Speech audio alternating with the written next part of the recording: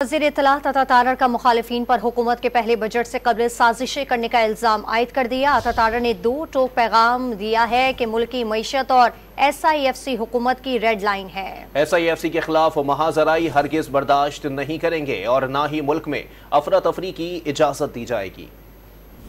वो लोग जिन्होंने IMF को लेटर लिखा, जिन्होंने GSP+ स्टेटस के खिलाफ एक मुहिम शुरू की, जिन्होंने इस मुल्क में तबाही बर्बादी बर्पा करने की कोशिश की, आज वो SIFC पे हमला आवर हैं क्योंकि उनको नजर आ रहा है एक मुनज़्ज़म कैंपेन अब वो चला रहे हैं सोशल मीडिया पे SIFC के खिलाफ, गवर्नमेंट के खिलाफ, आर्म्ड फोर्सेस के खिलाफ, क्योंकि उनको नजर आ रहा है कि मुल्क टेक ऑफ कर रहा है।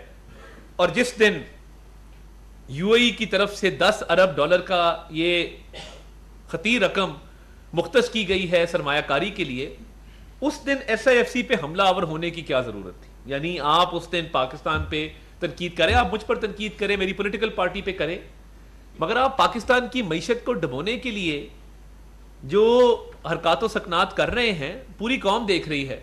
बजट पेश करने जा रही है खैबर पख्तूनख्वा की हुकूमत।